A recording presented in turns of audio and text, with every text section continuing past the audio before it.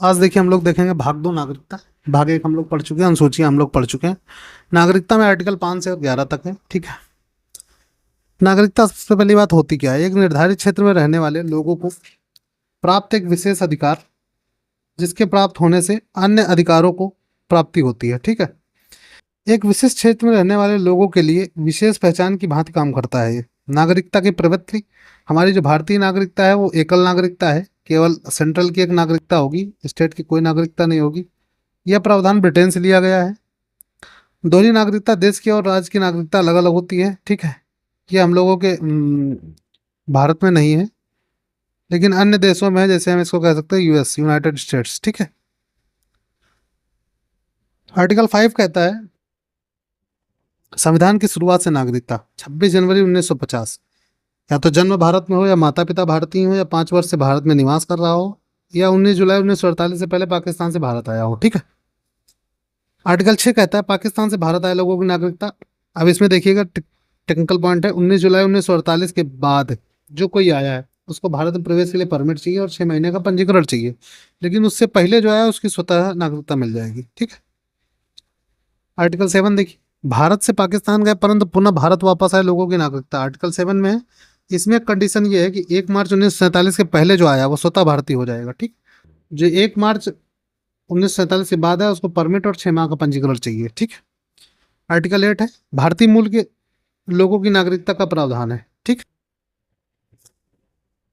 Article 9 है दूसरे देश की नागरिकता ग्रहण करने पर भारतीय नागरिकता स्वतः समाप्त हो जाएगी। आर्टिकल 10 है नागरिकता का अधिकार, वयस्क होने पर नागरिकता की प्राप्ति, बगैर कारण नागरिकता की समाप्ति नहीं होगी। अगर आपकी नागरिकता की समाप्ति की जाती है तो कोई ना कोई कारण बताया जाएगा, वो ठीक है। 11वां है नागरिकता में संशोधन का अधिकार केवल संसद को है, गृह मंत्रालय के अधीन आता है जो कि नागरिकता, ठीक है। अब देख लो नागरिकता प्राप्ति के तरीके और समाप्ति का आधार। नागरिकता संशोधन अधिनियम 1955, इसमें 6 बार संशोधन हो चुका है, 1986, 1992, 2003, 2005, 2015, 2019, ठीक।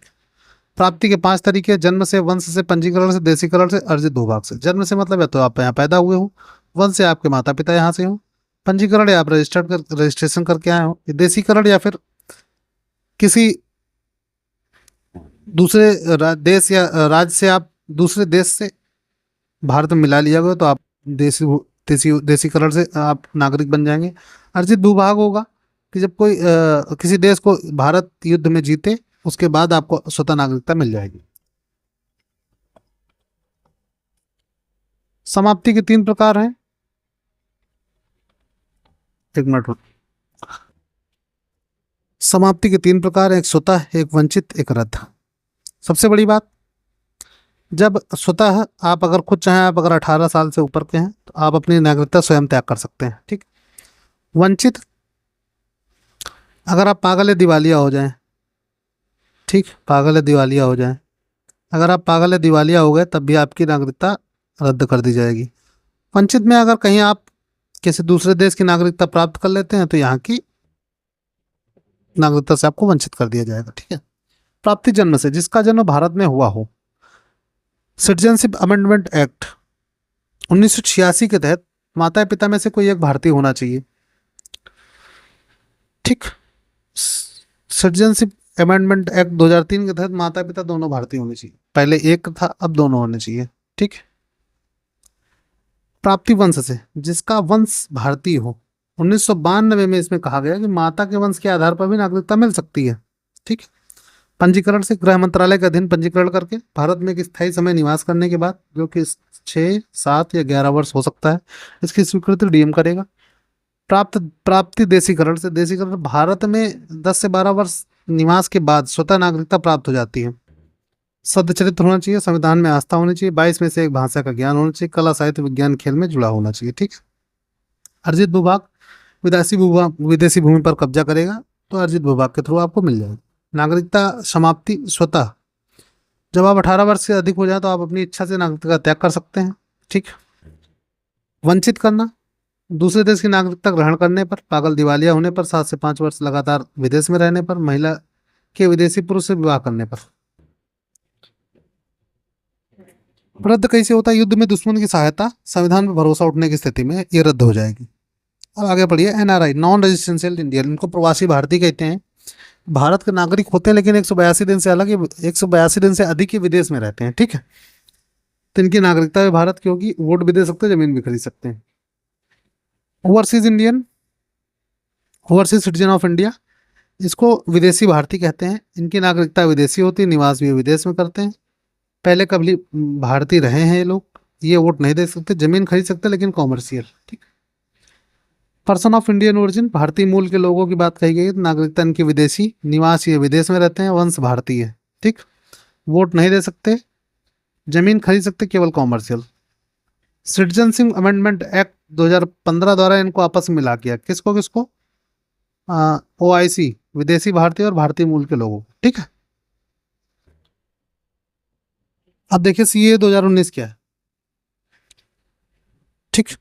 CANRC बहुत सुना होगा आप लोगों ने। CAA 2019 क्या है, देखिए धार्मिक पीड़ित अल्पसंख्यकों के जीवन में सुधार के लिए लाया गया था ये।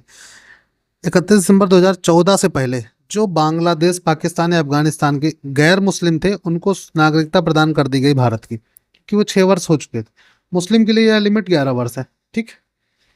NRC क्या है, ये एक रजिस्टर है और कुछ नहीं, नेशनल रजिस्टर फॉर सिटीजन्स, ठीक है।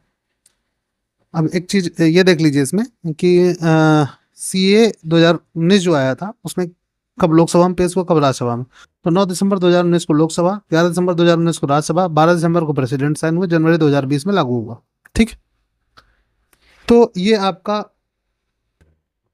भाग 2 नागरिकता समाप्त हो गई, ठीक। नागरिकता हम लोग पढ़ चुके हैं।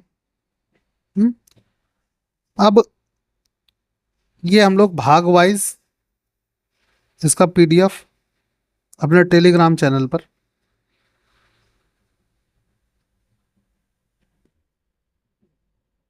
एग्जाम ओरिएंटेड नाम से है, आपको लिंक इसी मिल जाएगा इसी वीडियो के नीचे, ठीक। आप उस पर जाएंगे, आपको हर भाग वाइज, ठीक, भाग वाइज आपको PDF वहाँ मिल जाएगा। जिस नोट से मैं पढ़ा रहा हूँ सेम डिट्टो नोट्स मिलेंगे आपको, और ब्लैक बैकग्राउंड मिलेंगे जिससे पढ़ते समय आंखों में समस्याएं ना हो, ठीक है। बाकी अगर कोई सुझाव आप देना चाहते हो तो वीडियो में कमेंट कर दीजिए। अगर आपको हमारी मेहनत अच्छी लग रही हो, हमारा कंटेंट आपको अच्छा लग रहा हो, तो वीडियो को लाइक करिए, सब्सक्राइब करिए चैनल को, और अपने मित्र जो पढ़ रहे हो, इस चीज़ की तैयारी कर रहे हो। और एक चीज़, ये जो वीडियो है, जो कंटेंट हम दे रहे हैं, ये वनडे एग्ज़ाम, कोई भी एग्ज़ाम आप दे रहे हो, SSC, bank, railway, UP police और स्टेट पुलिस जितनी भी है, उन सब के लिए पर्याप्त है। इससे ज़्यादा पढ़ने की आपको ज़रूरत नहीं है, ठीक है। तो चलते हैं, मिलते हैं अगले वीडियो में, तब तक के लिए बाय बाय, टेक केयर।